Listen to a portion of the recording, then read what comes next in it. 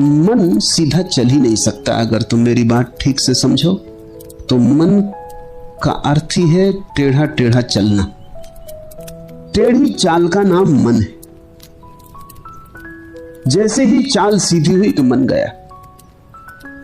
मन सीधी चाल में बचता ही नहीं, इसलिए सरलता से मन भागता है, जटिलता को चुनता है। जितनी जटिल चीज हो उतनी मन को रुचती है, जितनी कठिन चीज हो उतनी मन को रुचती है। हिमालय चढ़ना हो जसता है, परमात्मा में जाना हो नहीं जसता, क्योंकि इतनी सरल घटना है कि वहां कोई चुनौती नहीं, वहां कोई चैलेंज नहीं।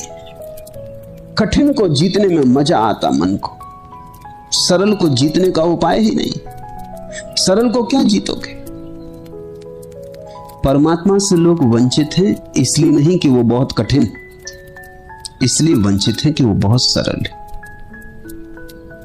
इसलिए वंचित नहीं है कि वो बहुत दूर है, इसलिए वंचित है कि वो बहुत पास है। उसमें चुनौती नहीं। दूर की यात्रा पर तो मन निकल जाता है, पास की यात्रा में यात्रा ही नहीं, जाना कहां।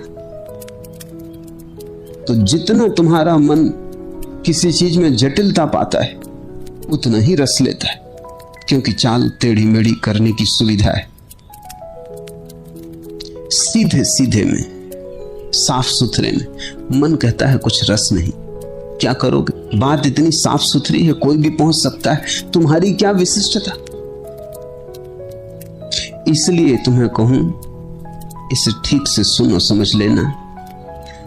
धर्म बड़ी सीधी चीज है, लेकिन मन के कारण पुरोहितों ने धर्म को बहुत जटिल बनाया, क्योंकि जटिल की ही अपील। तो उल्टी सीधी हजार चीजें धर्म के नाम से चल रही।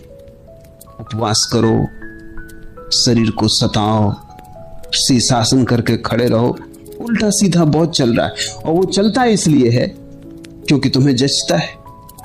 अगर मैं तुमसे कहूं कि बात बिल्कुल सरल है, बात इतनी सरल है कि कुछ करना नहीं है, सिर्फ खाली शांत बैठ के भीतर देखना है, तुम मुझे छोड़ के चले जाओगे।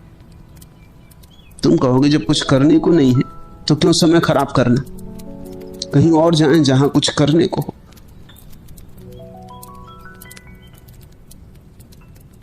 100 गुरुओं में 99 जटिलता के कारण जीते। वो जितने दांव पेंच तुम्हें बता सकते हैं उतने बता देते। दांव पेंच में तुम उलझ जाते हो, मन बड़ा रस लेता है।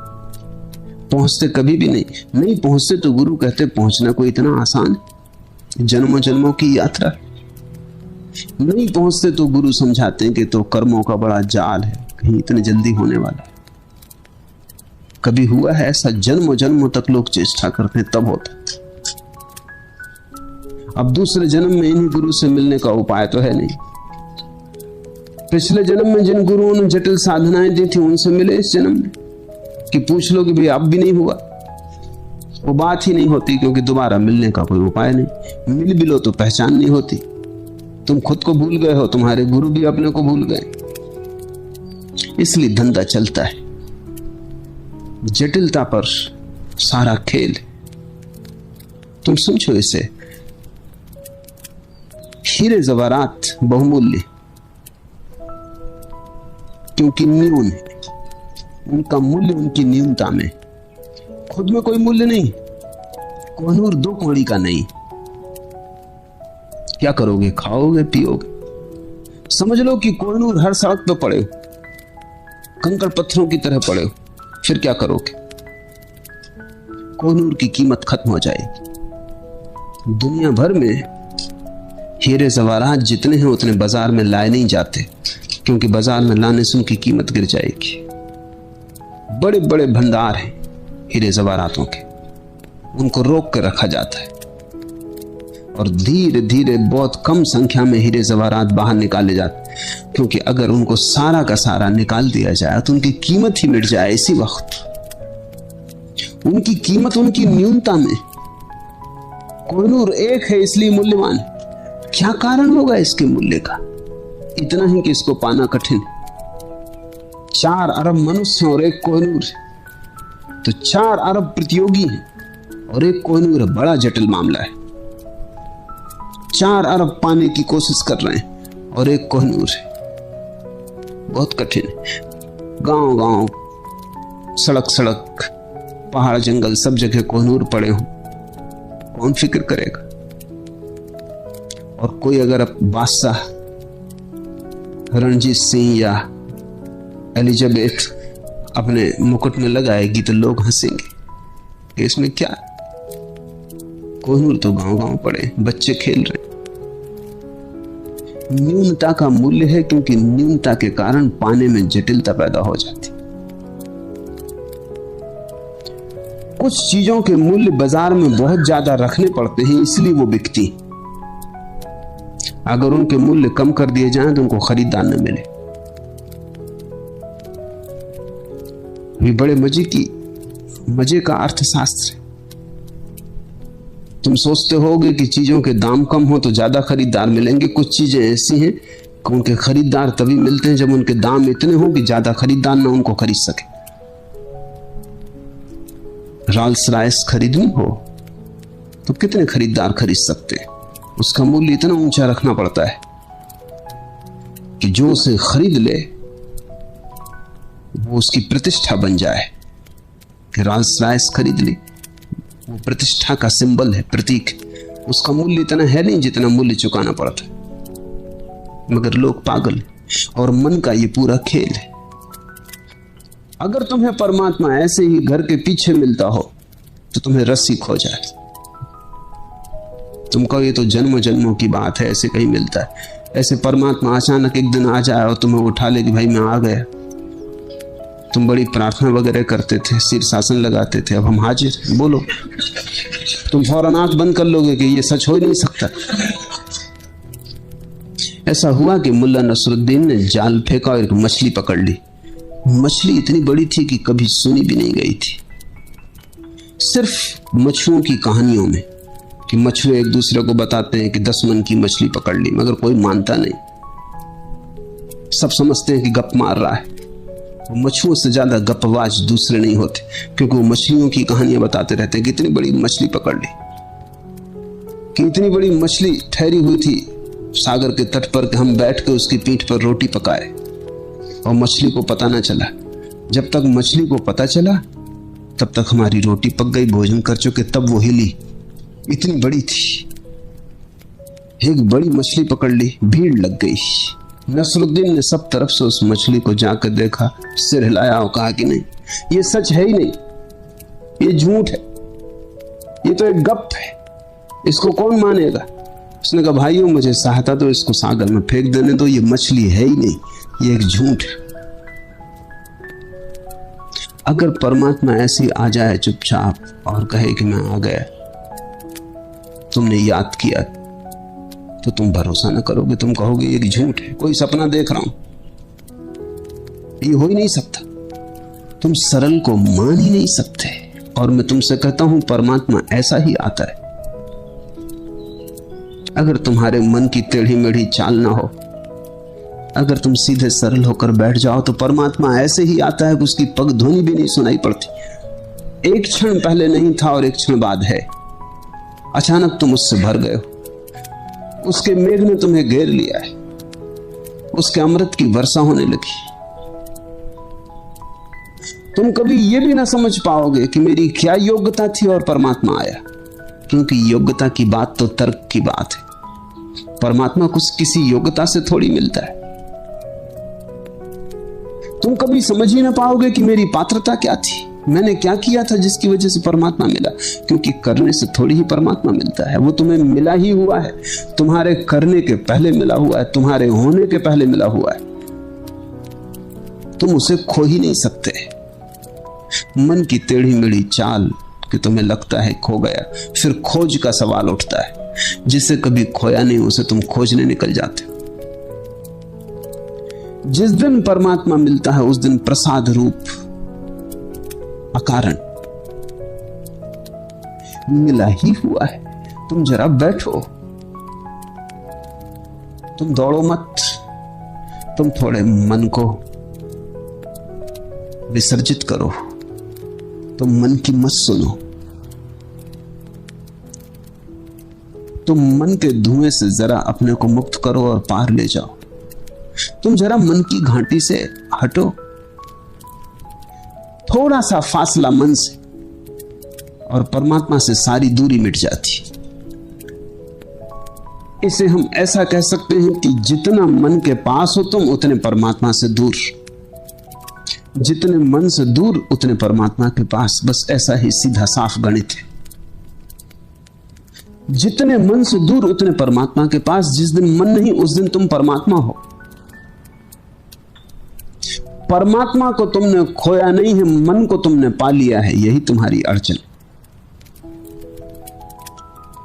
चलत कत टेढ़ो टेढ़ो रे, नौ द्वार नरक धरी मुंदे, तू दुर्गंध को बेड़ो रे। क्यों इतना तिरछा चलता है और क्यों इतनी अकड़? क्योंकि अकड़ के कारण लोग तिरछे तिरछे चलते।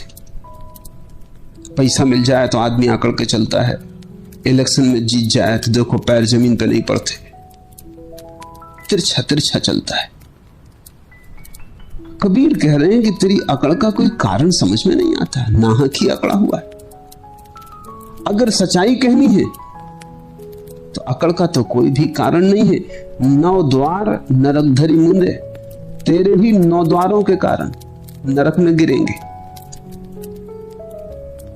9 द्वार हैं शरीर के 9 छिद्र, आंख कान नाक, शरीर के 9 छिद्र, जिनसे मन अपनी वासना को संसार में फैलाता है। जिन द्वारों से मन बाहर जाता है, पदार्थ से चिपटता है, दूसरे को पकड़ता है, परिग्रह बनाता है, लोभ काम क्रोध को पैदा करता है। कबीर कहते हैं 9 द्वार नरक धरी मुंदे, तेरे ही कारण और तेरे ही द्वारों के कारण नरक का द्वार खुलेगा। अकड़ किस बात की है? क्यों ऐसा तिरछा तिरछा जा रहा है? तू दुर्गंध को बेड़ो रे, और मैंने तुझसे कभी कोई सुगंध उठते देखी नहीं, सिवाय दुर्गंध के तुझसे कभी कुछ उठा नहीं। तू दुर्गंध का घर है, फिर भी अकड़ा फिर रहा है। इसे थोड़ा समझो। अपने ही मन से बात करनी ध्यान का एक बड़ा गहरा प्रयोग है। जब तुम अपने मन से बात करने लगते हो तो फासला हो जाता है। जब तुम अपने मन से बात करते हो तो मन वहां तुम यहां। तुम अपने मन से कहते हो चलत कत टेढ़ो टेढ़ो रे, फासला हो गया। तुम बोलने वाले हो गए, मन सुनने वाला हो गया। अपने मन से बात करना ध्यान का एक गहरा प्रयोग है।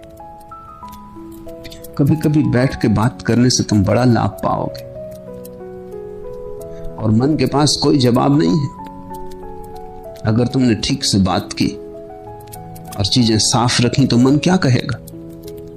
मन के पास कोई जवाब नहीं है। तू दुर्गंध को बेड़ो रे, मन से सिवाय दुर्गंध के कभी कुछ नहीं उठता। और कभी अगर तुम्हें सुगंध मालूम पड़ती है तो तुम खोज करना, वो मन के पार से आती होगी, मन से नहीं आती। जैसे समझो क्रोध मन से उठता है, घृणा मन से उठती, वैमनस्य ईर्षा मन से उठती, जलन द्वेष मत्सर मन से उठता है, सब उपद्रव मन से उठता है। अगर कभी तुम्हें मन से कोई ऐसी चीज भी उठती मालूम पड़ती हो जो दुर्गंध जैसी नहीं है, तो तुम ठीक से खोजना, तुम फौरन पाओगे कि वो मन के पार से आ रही। जो प्रेम मन से उठता है वो तो दुर्गंध भरा ही होता है, वो तो घृणा का ही दूसरा रूप होता है। लेकिन एक ऐसा प्रेम भी है जो मन के पार से उठता है, और उसे तुम पहचान लोगे तत्क्षण, उसकी सुगंध ही और है। जब कभी कोई एक ऐसा प्रेम उठता है जो कुछ भी नहीं मांगता, जो कुछ भी नहीं चाहता, जिसकी कोई अपेक्षा नहीं है, जैसा प्रेम बुद्ध की आंखों में दिखाई पड़े, वो प्रेम मन से नहीं आ रहा, वो मन के पार से आ रहा, उसमें फिर कोई दुर्गंध नहीं है, उसमें फिर घृणा का कोई पहलू नहीं। तुम बुद्ध के प्रेम को घृणा में नहीं बदल सकते,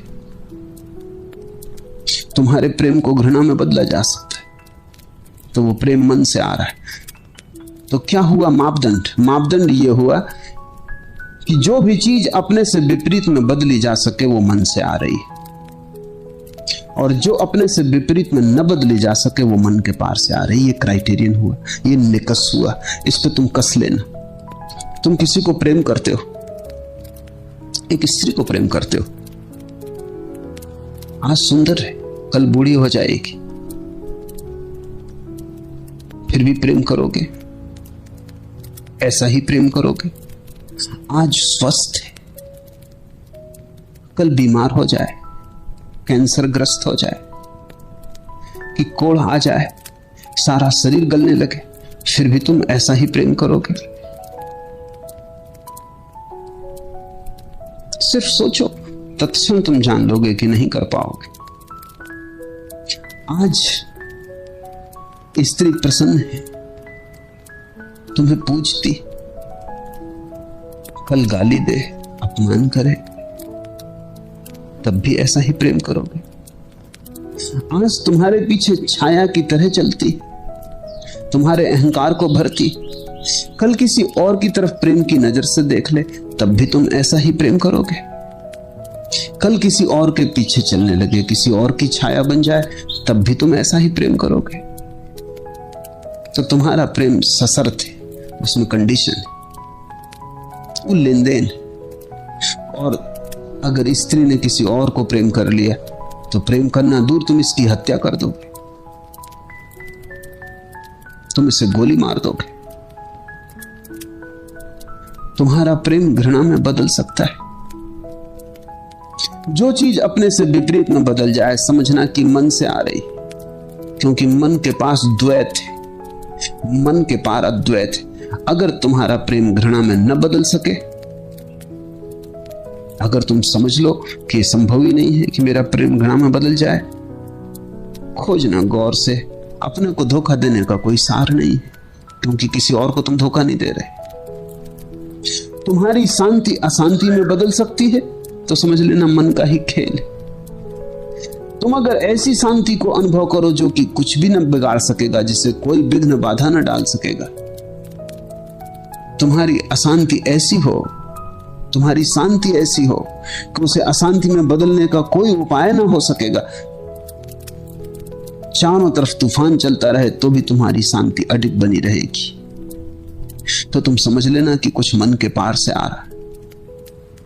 मन के पार से जो आता है वो विपरीत में बदल नहीं सकता, क्योंकि उसका विपरीत है ही नहीं, वो अद्वैत से आ रहा है, उससे अन्य कोई है ही नहीं। कभी कभी तुम्हें सुगंध की खबर मिल सकती मन से भी, लेकिन वो सुगंध मन की नहीं है, मन से तो दुर्गंध ही उठती है। और जो भी तुम मन से करोगे, तुम्हारा जीवन उतना ही दुर्गंध से भरता जाएगा। अगर तुम दुर्गंध से भर गए हो तो चेतो, कब तक मन पर भरोसा किए जाओ? काफी कर लिया। हर चीज की हद होती है।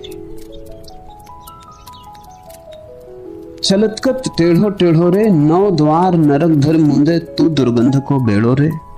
घर है तू दुर्गंध का, 9 द्वार खुलते हैं तो उससे नरक के, और अकड़ के तू चलता है। कुछ समझ में बात आती नहीं। कबीर अपने मन से कहते हैं, जे जारे तो होई भस्म तन, और जब जलाया जाएगा तो शरीर के साथ शरीर भस्म होगा, राख हो जाएगा, तू भी राख हो जाएगा। रहित किरम उन्हीं खाई, अगर कोई टुकड़े बच गए शरीर के आग से तो कीड़े मकोड़े खा लेंगे। अकड़ किस बात की है? किस लिए इतना सिर ऊंचा किए चल रहा है?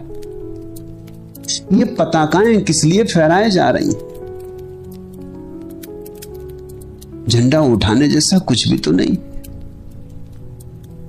सूकर स्वान काक को भाखिन, छोड़ देगी चेतना, उड़ जाएगा पखेरु। हंस यात्रा पर निकल जाएगा तो तुझे सूअर, कुत्ते, कौवे भक्ष बना लेंगे। तो हमें कहा भलाई, कुछ बात समझ में नहीं आती कि क्यों तू इतना अकड़ा है। फूटे नैन हृदय नहीं सूझे, मति एक ही नहीं जानी। तेरे कारण पाया तो कुछ भी नहीं, खोया बहुत। बड़ी से बड़ी चीज जो खो दी है मन के कारण, वो है फूटे नैन हृदय नहीं सूझे। मन ने कब्जा कर लिया है इतनी तीव्रता से कि हृदय को बिल्कुल अलग ही तोड़ दिया है। मन की आंख सजग है और हृदय की आंख मन ने बिल्कुल अंधी कर दी, जैसे आंख पर तेजाब डाल दी हो हृदय की। फूटे नैन हृदय नहीं सूझे, जिससे मिला तो कुछ नहीं, पाया तो कुछ नहीं, हृदय के नैन तूने फोड़ डाले, तूने कब्जा कर लिया आंखों पर। तू एक अधिकारी हो गया, मोनोपोलिस्ट। तू कहता है हमसे ही देखो, और मन समझाता है कि हृदय अंधा है, देखना है तो हमसे देखो। मन कहता है प्रेम अंधा है, देखना है तो हमसे देखो, नहीं तो भटक जाओगे। और प्रेम एकमात्र आंख है, मन अंधा कहता है। मन तुम्हें हृदय की नहीं सुनने देता। जब तुम सुनते ही नहीं बड़े बड़े लंबे लंबे समय तक, तो धीरे धीरे हृदय की आवाज धीमी धीमी धीमी धीमी पड़ती जाती। और मन का शोरगुल इतना है कि वो आवाज सुनाई नहीं पड़ती। थोड़ा मन विदा हो, तुम्हारी थोड़ी दूरी बढ़े, तो पहली दफे तुम्हें पता चलेगा तुम्हारे भीतर हृदय भी है। और हृदय यानी एक अलग ही लोक, हृदय यानी एक नया ही आयाम, जीवन को जानने पहचानने की एक नई कीमिया। तुम नए ही हो जाओगे जब तुम हृदय से देखोगे। वही चीजें जो तुमने मन से देखी थी, वही चीजें जब तुम हृदय से देखोगे तुम पाओगे बात ही बदल गई। अगर तुम मन से परमात्मा को देखोगे तो पत्थर से ज्यादा दिखाई नहीं पड़ेगा। अगर हृदय से तुम पत्थर को देखोगे तो परमात्मा से अन्यथा नहीं दिखाई पड़ेगा। जिन्होंने पत्थर की मूर्तियां बनाई हैं परमात्मा की, उन्होंने बनाई होंगी हृदय से, उन्हें परमात्मा दिखाई पड़ा। तुम भी जाते हो उसी मंदिर में, तुम्हें पत्थर दिखाई पड़ता है। पत्थर की मूर्तियां बनाने का बड़ा राज है। राज यही है कि अगर हृदय की आंख हो तो पत्थर दिखाई पड़ता ही नहीं, पत्थर रूपांतरित हो जाता है। पत्थर एक ऐसे अलौकिक रूप से आविष्ट हो जाता है कि कबीर ने कहा महिमा कही न जाए। पत्थर तो तिरोहित हो जाता है, पत्थर में प्रकट हो जाता है परमात्मा, क्योंकि वो सब जगह भरा है, जगह जगह छिपा है। जरा खोदने की बात है, जैसे पानी जगह जगह छिपा है, जरा खोदा कि कुआं बन गया। लेकिन वो खुदाई हो सकती है हृदय के उपकरणों से। हृदय जोड़ता है, मन तोड़ता है। मन खंड खंड करता है, हृदय अखंड करता है। मन का सूत्र है विश्लेषण, एनालिसिस। हृदय का सूत्र है संश्लेषण, सिंथेसिस। जहां चीजें खंड खंड है, हृदय वहां अखंड देखता है, और जहां चीजें अखंड है वहां मन खंड खंड देखता है। हृदय जब परिपूर्ण रूप से सक्रिय होता है तो सारा अस्तित्व एक हो जाता है। कबीर कहते हैं पाया तो तुझसे कुछ भी नहीं, फूटे नैन हृदय नहीं सूझे। आंख फोड़ दी तूने, दृष्टि मिटा दी तूने, और हृदय की सारी सूझ खो गई। प्रेम के पंख काट डाले तूने, प्रार्थना का उपाय न छोड़ा। यही तेरी उपलब्धि है। मति एक नहीं जानी, और प्रज्ञा की एक किरण तूने नहीं जानी, और न तूने जानने थी। मति का अर्थ है प्रज्ञा, परम ज्ञान, उसकी झलक। मन ने बहुत ज्ञान इकट्ठा कर लिया है, लेकिन उस ज्ञान में मति की जरा भी झलक नहीं है। बहुत जानता है मन, कुछ भी नहीं जानता। बड़ा संग्रह है ज्ञान का, शास्त्र, शब्द, सिद्धांत, लेकिन प्रतीति का एक कण भी नहीं है। और प्रतीति ही एकमात्र प्रज्ञा है, अपना ही अनुभव एकमात्र ज्ञान है। तो मन तोते की तरह रटन लगाए रखता है, दोहराता रहता है, बासा उधार। कबीर कहते हैं मति एके नहीं जानी। इसके दो अर्थ हो सकते हैं कि मति की एक भी किरण न जानी।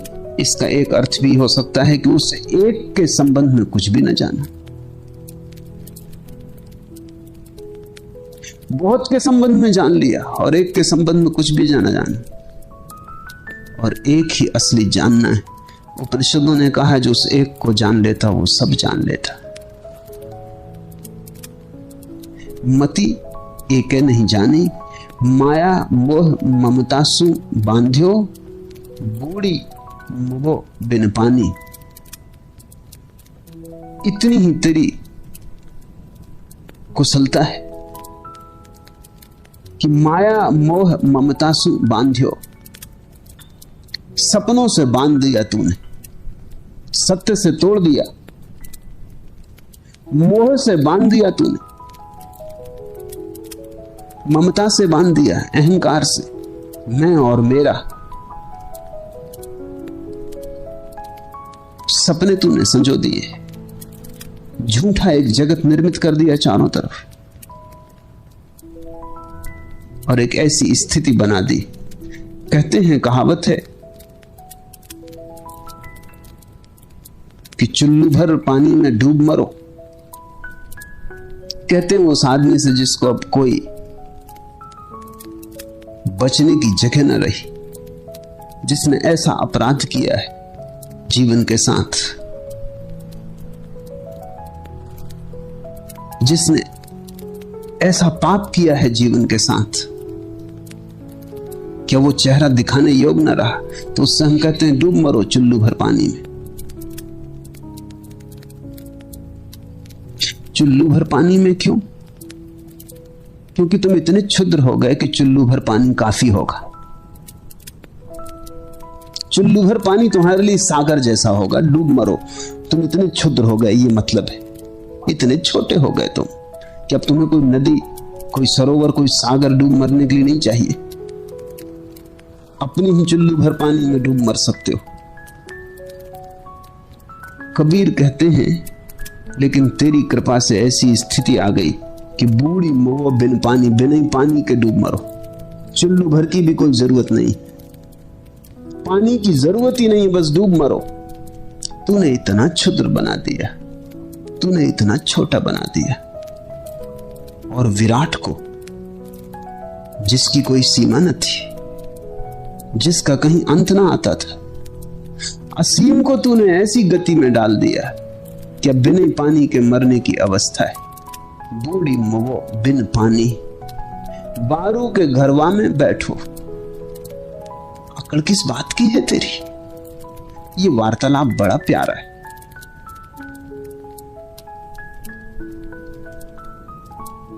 बारू के घरवा में बैठो, बैठा है रेत के घर में, जो अब गिरा तब गिरा, हवा का जरा सा झोंका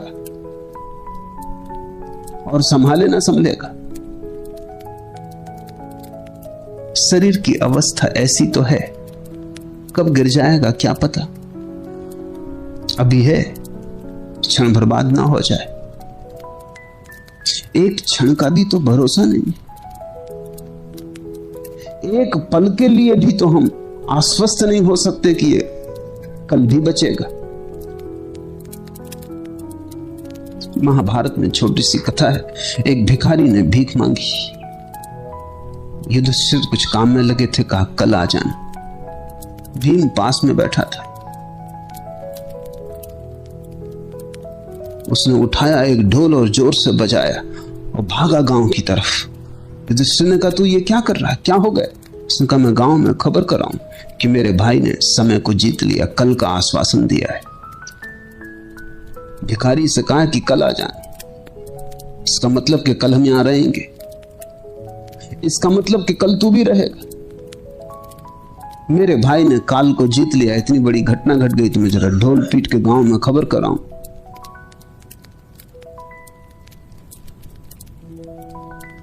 युधिष्ठिर को बात समझ में आ गई, दौड़े भिखारी को वापस ले आया और कहा, क्षमा कर, कल का क्या भरोसा, तू अभी ले जा। बारू के घरवा में बैठो, चेतत नहीं आया ना, और अब तक चेतता नहीं। और ऐसा भी नहीं कि कोई पहली दफा बैठा, बहुत बार बैठ चुका बालू के घर में और बहुत बार घर गिर गया, मगर फिर बना लेता है। चेतत नहीं आया ना, आयाना का अर्थ है अब तक, अभी तक, अभी तक चेतता नहीं। कहे कबीर, एक राम भगत बिन बूढ़े बहुत सयाना, और सयाने होने की अकड़ मत कर, क्योंकि एक राम भगत बिन बूढ़े बहुत सयाना, बड़े बड़े ज्ञानी डूब गए। सिर्फ एक ही सहारा है जो बचाता है, वो है परमात्मा से प्रेम, राम भगति। अकड़ मत रख कि तू बहुत जानता है, ऐसे जानने वाले बहुत डूब मरे। ये बड़ा प्यारा वचन है, बूढ़े बहुत सयाना। मन बड़ा सयाना है, हर चीज में सलाह देने को तैयार है, वहां भी जहां कुछ जानता नहीं। हर बात में गुरु बनने की तैयारी। मन शिष्य नहीं बनना चाहता, गुरु बनने को सदा तैयार है। कूड़ा करकट इकट्ठा कर लेता है यहां वहां से। तुम जरा अपने मन को देखो, जो भी तुम जानते हो वो कहीं ना कहीं से इकट्ठा कर लिया है। सब उधार, सब बासा, सड़ा, जूठन फेंकी लोगों की, उसको इकट्ठा किए, बड़े अकड़े और सयाने बने बैठे। ऐसा हुआ कि सूफी फकीर जुन्नैद एक गांव से गुजरता था। बड़ा पंडित था, बड़ा जानकार था, और जानकारों की बड़ी मुसीबत है कि वो जानते हैं तो वो दूसरों को जनाना चाहते हैं कि कोई मिल जाए जिसको सिखा दे। ऐसा हुआ, उस दिन कोई ना मिला। अधार्मिक गांव रहा होगा, कई को पकड़ने की कोशिश की जुन्नैद ने, लेकिन लोगों ने कहा कि अभी जरा दूसरे काम से जा रहे हैं, फिर जब फुर्सत होगी तब आएंगे। या लोग जानते रहे होंगे इस पंडित को। कोई ना मिला तो एक छोटा बच्चा मिल गया। वो एक दिया लिए जा रहा था एक मजार पे चढ़ाने को। तो जुन्नैद ने उसको कहा कि सुन बेटे, ये दिया तूने ही जलाया? उस लड़के ने कहा कि निश्चित मैंने ही जलाया। तो तू क्या ये बता सकता है कि ज्योति जब तूने जलाई ना थी तो कहां थी, और जब तूने जलाई तो कहां से आई, किस दिशा से? उस लड़के ने कहा कि देखो, फूंक मार के उसने दिया बुझा दी और कहा कि अब ज्योति कहां गई आप ही बता दो। आपके सामने ही गई, तब मैं बता दूंगा कहां से आई। जुन्नैद को पहली दफा होश आया कि बड़ी बड़ी ज्ञान की मैं बातें करता हूं कि संसार कहां से आया, किसने बनाया, और ये ज्योति सामने ही मेरे आंखों के लीन हो गई और मैं नहीं बता सकता कहां गई। उसने झुक के पैर छुए उस बच्चे के, और जुन्नैद ने लिखा है, उसी दिन मैंने पंडित होने का त्याग कर दिया। ज्ञान कचरा है। क्या बकवास मैंने भी लगा रखी। छोटी छोटी बात का पता नहीं, बड़ी की बात कर रहा हूं। अपना पता नहीं, संसार की बात कर रहा हूं। खुद की कोई खबर नहीं, खुदा की चर्चा चला रहा हूं। जुन्नैद उसी दिन परिवर्तित हो गया। जुन्नैद ने कहा, अब हम सिखाने नहीं निकलते, अब सीखने निकलते। वो शिष्य हो रहा। वो बड़ा विनम्र आदमी हो गया। उसकी विनम्रता अनूठी थी। उसने हर किसी से सीखा, और जब वो ज्ञान को उपलब्ध हुआ, उससे लोगों ने पूछा तो उसने इस बच्चे को पहला अपना गुरु बताया। दूसरा गुरु एक चोर को बताया। लोगों ने कहा चोर और गुरु? उसने कहा एक रात एक गांव में मैं देर से पहुंचा, सारा गांव तो सोया हुआ था, धर्मशाला बंद हो चुकी थी। एक चोर एक अंधेरी गली में मुझे मिल गया। उसने कहा कि देखो, अब इस रात के अंधेरे में तुम्हें कहीं कोई जगह न मिलेगी, विश्राम न मिलेगा। मेरे घर तुम आ सकते हो, लेकिन मैं तुम्हें बता दूं क्योंकि तुम फकीर हो, मैं चोर हूं, अपना धंधा बिल्कुल अलग अलग। और फकीर से झूठ क्या कहना, सच सच बता देना, पीछे तुम पछताओगी कहां चोर के घर में रुक गए। मुझे कोई ऐतराज नहीं है, मुझे कोई डर नहीं है कि तुम मुझे बदल लोगे, मैं पक्का चोर। तुम्हें अगर डर हो कि मैं तुम्हें बदल लूंगा, तुम कहीं और ठहर जाओ। जुन्नत ने कहा कि मैंने सोचा, मन में मेरे भय तो आया था, चोर पहचान गया। मन में एक बात तो आई थी कि चोर के घर रुकना ठीक नहीं, क्योंकि सत्संग सोच के करना चाहिए। लेकिन जब चोर ने कहा कि मैं पक्का चोर, तुम मुझे न बदल पाओगे, इसलिए मुझे उसकी कोई चिंता नहीं। हाँ, तुम्हें अगर डर हो कि मेरे पास रह के मेरा रंग तुम्हें लग जाएगा, तुम अगर कच्चे फकीर हो तो कहीं भी ठहर जाओ, तुम्हारी मर्जी। चोट लग गई। उसने कहा कच्चे फकीर। गया, रुक गया और फिर महीने भर तक रुका रहा। चोर अनूठा आदमी था, रोज सांझ चोरी के लिए निकलता, रोज बड़ी आशा से भरा हुआ निकलता और जुम्मन से बड़ी बातें करता कि आज महल में ही प्रवेश करने वाला हूं, तो देखना तिजोरी ही उठा लाऊंगा। और रात जब लौटता तब भी उदास ना दिखाई पड़ता। दरवाजा जब जुन्नत खोलता पूछता लाए, वो कहता आज तो नहीं लगा दांव, लेकिन कल पक्का है। ऐसा महीना बीत गया, दांव लगा ही नहीं, मगर उस आदमी की आंख की चमक ना गई, उसकी आशा न खोई, उसने कभी भी निराशा प्रकट न की, वो हताश न हुआ। फिर जुन्नत उसे छोड़ के चला गया। बाद में जुन्नत जब परमात्मा की खोज में डूबा और रोज दिन बीतने लगे और परमात्मा की कोई झलक न मिले, तो एक दिन उसने तय कर लिया कि बस अब बहुत हो गया, अगर आज मिलता है परमात्मा तो ठीक, अगर नहीं मिलता तो समझ लेंगे है ही नहीं। तभी उसे चोर की याद आई और उसने कहा था कच्चे फकीर और मैं पक्का चोर। और वो चोर साधारण संपत्ति खोज रहा है लेकिन निराश नहीं, और मैं परम संपत्ति को खोजने निकला हूं और इतने जल्दी हताश हो गया। फिर जाग गया और फिर उस चोर ने मेरा साथ दिया, उसकी स्मृति ने साथ दिया। और जब तक मैंने परमात्मा न पा लिया तब तक मैं चोर के सहारे ही चला। इसलिए दूसरा मेरा गुरु वो चोर। ऐसे उसने 9 गुरु गिनाए, उसने सबसे सीखा। जब तक तुम मन का भरोसा किए हो, मन बड़ा सयाना है, उसे सीखने की जरूरत नहीं, वो सीखा ही हुआ है, वो जानता ही है। और जो जानता ही है उसे जनाना मुश्किल। जो जागा हुआ पड़ा हो और सोने का बहाना कर रहा हो उसे जगाना मुश्किल। जिसको पहले से ही ये भ्रांति हो कि हम जानते हैं, उसको जनाओगे कैसे?